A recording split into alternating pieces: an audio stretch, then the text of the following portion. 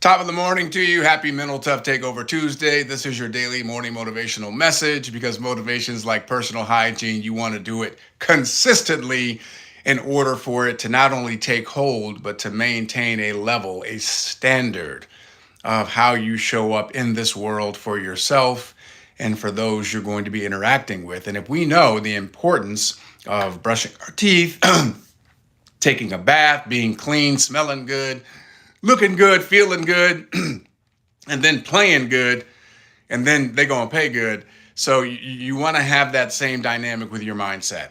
You want to make sure that you're consistently investing in your imagination, your creativity, your specificity when it comes to your dreams and your goals, having a clear and concise mental picture of the success that you're committed to. Some people, you ask them, what do you want in life? And unfortunately, they don't even know what they want because they have been at the behest of reacting to the world around them. They have been at the behest of a paycheck. And when you become relegated to just being a paycheck player, you literally build your life around that paycheck. So whatever that income is. Why is the average income $60,000 a year, $5,000 a month for most people? Because that's what they have resigned themselves to. That's what they've accepted. It's not that that was their dream.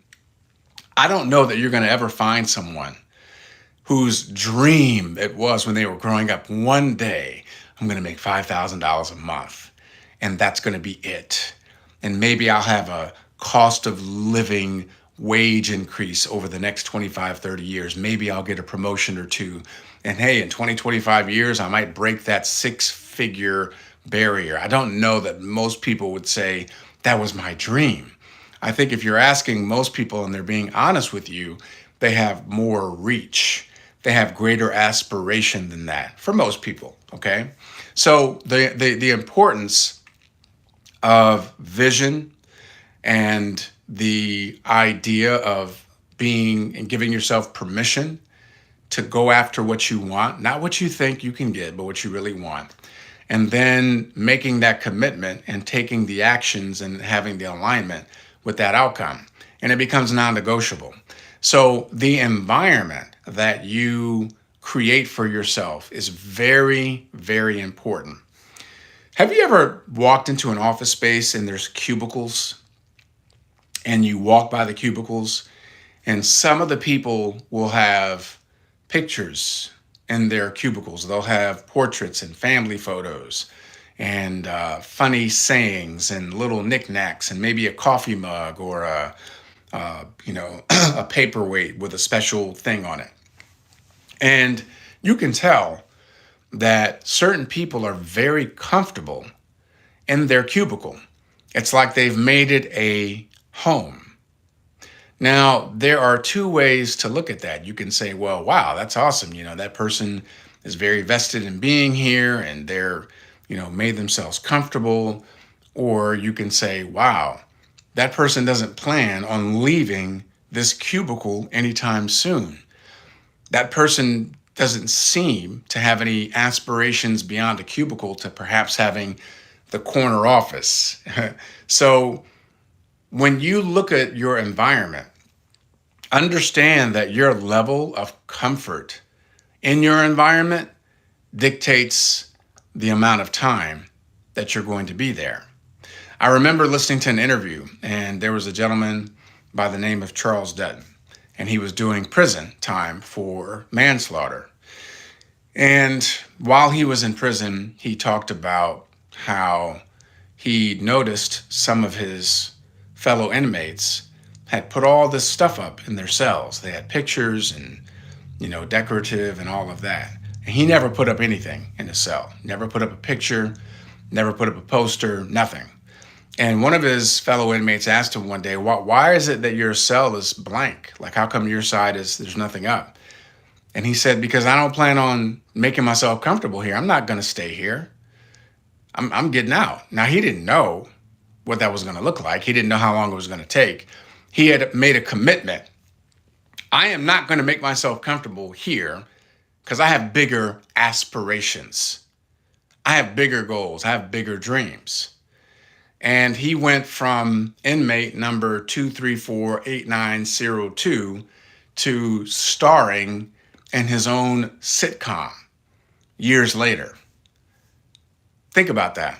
Think about the power of your mind and how you determine your environment and how you set up your environment to push you and drive you towards greater success.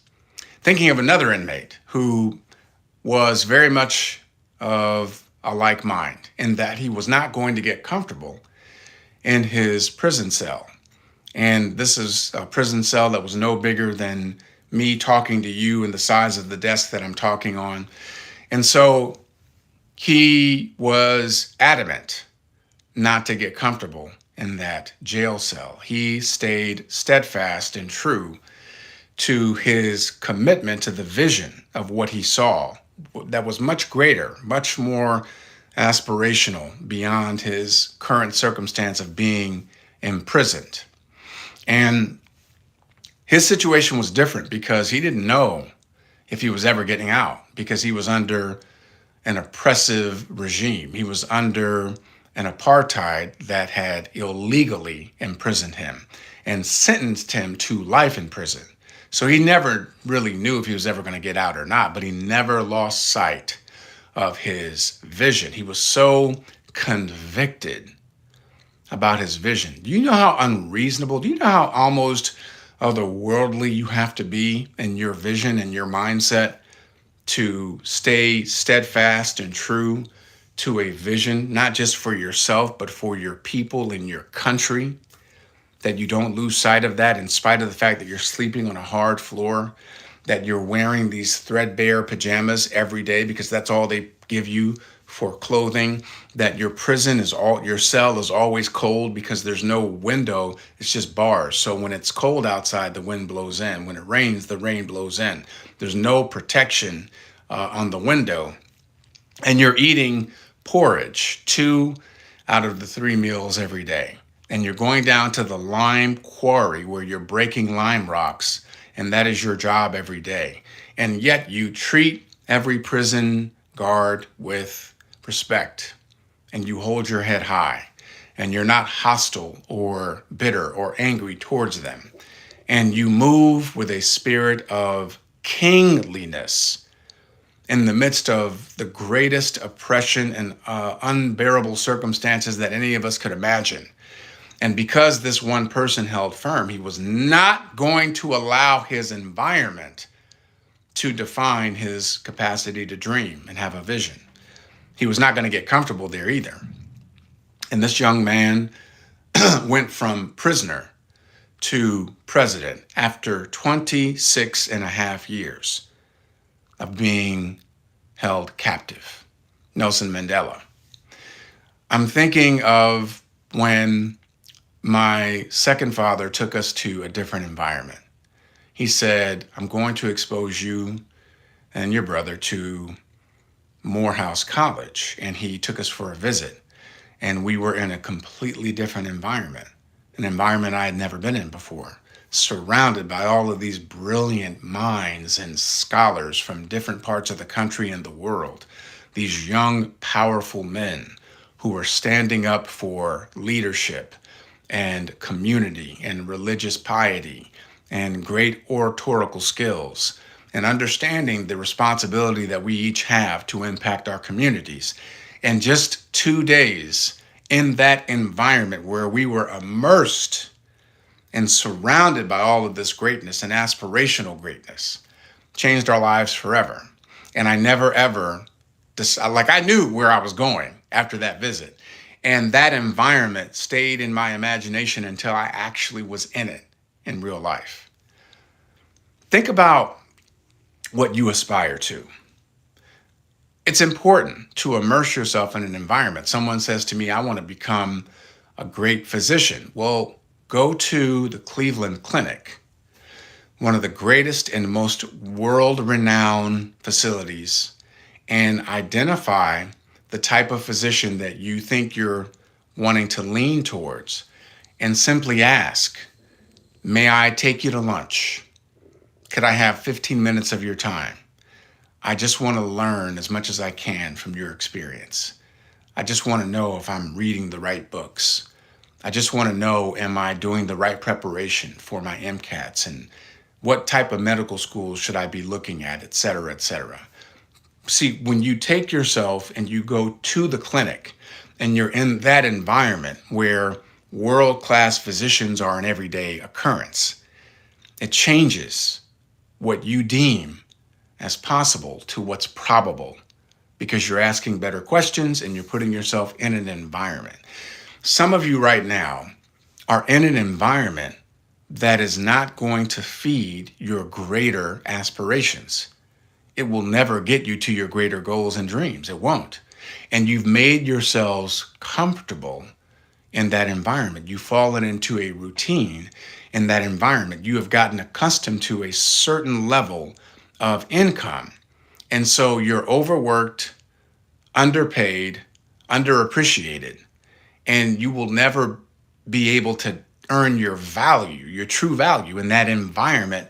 And you've gotten comfortable there versus challenging yourself to stay uncomfortable. So you keep reaching for something greater. You keep reaching for something more.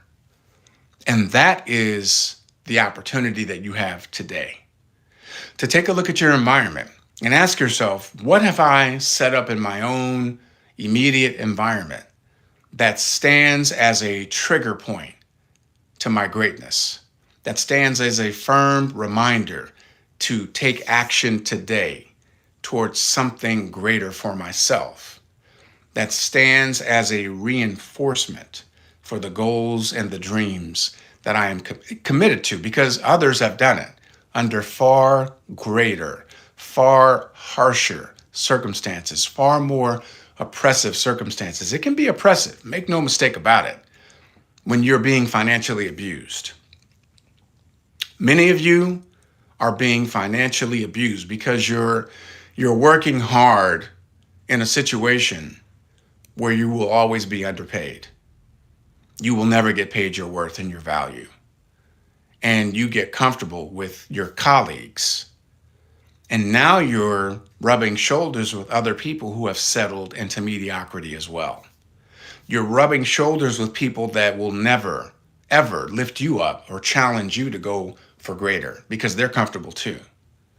And they've built and designed their lives around that paycheck too, even though you know that paycheck will never get you to what you're truly aspiring for. And so it's important to first, obviously, get clarity on what you really want. And the reason most people don't know what they want is because they have habituated themselves to accepting what they've been given. They've habituated themselves to accepting someone else's standard for their life, for their livelihood, for their income. Ask the owner, ask the CEO of whatever job you have, hey, I would like to earn what you're earning. I aspire to the lifestyle that you're able to provide your family. How do I do that in my current job? They will laugh you out of the room. They will tell you in so many words, you're a cog in my wheel. You're supposed to do your job. And the reason I have the lifestyle that I have is because I have a lot of people like you doing what you do. You can't do what I do. That's what they're going to tell you. And so now you will be forced to what? Get uncomfortable. You'll be forced to look at other avenues in addition to your job, because for most people, a job really isn't anything more than a temporary inconvenience, because you identify something bigger and better that gives you more capacity to get to your goals and dreams while you're working your job. That's what I'm here for. That's what I do. And so when you have that uncomfortable conversation, first of all, they're not going to have, they probably wouldn't make time for you to have that conversation with them anyway, because they ain't thinking about you. They ain't thinking about you. You're a cog in their wheel. You're building somebody else's dream. You're supporting somebody else's goal. That's just the way it is. So the reason most people don't know what they want is because they've resigned themselves to accept what they're given by somebody else. And so they don't even dare to dream. They don't even dare to have bigger goals and aspirations, because they're like, I'm making $60,000 a year, $5,000 a month. Okay. And it could be 10,000 on either side, 50,000 or 70,000 a year, somewhere around there. And they've resigned themselves to that and they build their life around it, never daring to aspire to more. What if you gave yourself permission to dream bigger? What if you gave yourself permission to reach for more, and you decided that you were not going to only be a slave to your job that is undervaluing you, underappreciating you, sometimes even disrespecting you, all while overworking and underpaying you? And what if you decided, I'm going to put some of my energy into my dreams and my goals, and I'm going to identify a vehicle that can help me help myself so that I can stand on my own 2 feet and move from under this financial abuse into an area where I can start to earn what I'm truly worth. And I can actually honor myself with financial dignity because I'm earning what I'm finally worth, because I'm in the right vehicle. And now the right vehicle can serve as a point of accountability. And I can stay uncomfortable working this right vehicle while I'm working my job until the right vehicle pays me more than my job. Now that you have your goal and your dream and you've given yourself permission to speak it out loud, you check your environment to make sure that your immediate environment confirms that. You have reminders to keep you uncomfortable, to keep you moving forward. And you don't get comfortable in your current job. You should go to your job with an attitude. Not that you would let people see it, but it's internal. Because you all know this. You have conversations about it where people complain. They complain about their job. They complain about the people they have to deal with on their job. They complain because they know that they're overworked and underpaid. They know this. And they build a kinship in that whining and complaining because you've committed to be mediocre, because you're allowing somebody else to define what's possible for you, what's even probable for you. So you stay uncomfortable in that because you know that as soon as the job is over, I'm getting right back to work on my dreams and my goals because I'm in the right vehicle. Watch your words because words create worlds. Be mindful of your vision. Be careful of your environment. Be careful where you're getting comfortable and where you're not. Be mindful of that. Some of you have gotten comfortable in a mediocre relationship. Some of you have gotten comfortable with being abused. Some of you have gotten comfortable with being underappreciated and disregarded. Stop. Enough is enough. You're worth so much more, and you have unsung songs and unrealized dreams and a vision that's so much greater that you haven't even reached for yet. I'm challenging you to do better. If you got some value, please like and subscribe. Go ahead and pass this video on to somebody else because it is a blessing to be a blessing. Have an awesome and amazing day. We'll see you in the morning.